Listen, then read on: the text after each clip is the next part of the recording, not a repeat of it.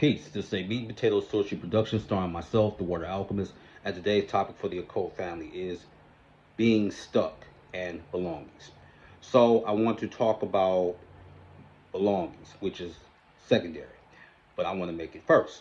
So I remember in Hoodoo tradition, they say be very careful about knockers.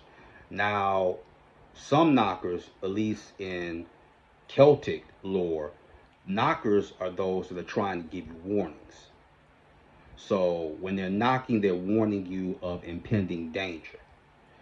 Well, the other thing is in the West, when they're when you have a knocking, especially late at night, that's really not only so much to give you a warning, but it may be a way of trying to communicate, especially if the veil is thin.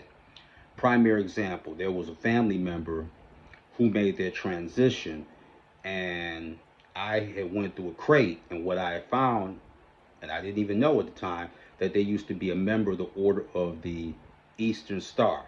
So what did Mentor do? I took the book because I was curious about it, brought it back to my residence. So what had happened, the person I was staying with at that time, and this was a very long time ago, they said they heard a knocking at the door 3, 4 a.m. Didn't answer the door. Of course, you if you're smart, you don't answer the door at 3, 4 in the morning. And they looked outside the window, said they did not see anyone at the door.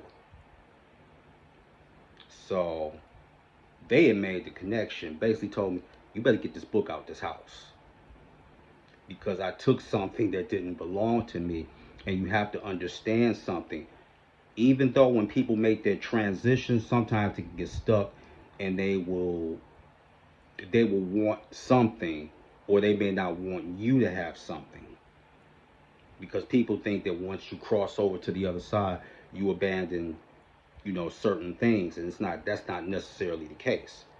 If, let's say, I made my transition, I know exactly who I want my things to go to. So this is why they say amongst occultists, be very careful who you take stuff from, because you don't know how they charge the energy and etc. So this is very important for you to know. And we have a hand and a part to play in keeping people here because we're grieving so hard, we miss them so much. People on the other side, they're already going to check on you. But when you grieving so hard and you get stuck, you keeping them. And I'm not saying people do it on purpose, and I get it. Grief is a process, but you're keeping them really in etheric shackles. So that's very, very important. Now, once a person is prepared on the other side, they're going to check on you periodically anyway, but they have things to do. And I also really want to make this clear is that when they do move on and they're prepared, one of the things that I highly recommend that you do, and I've gotten this question before, so I want to answer it in this video, is that how long should it be before you do certain things when it comes to the body of that person? 72 hours. Within 3 days, you should cremate that body. And I'm going to tell you why. I've mentioned this about cremation before, but let me tell you one of the reasons why. Because this is a known reality. I know in Jamaica as well as Haiti that they can use that body for zombie effect. And I've heard too many stories, people like they don't believe in it. It's inconsequential what you believe in.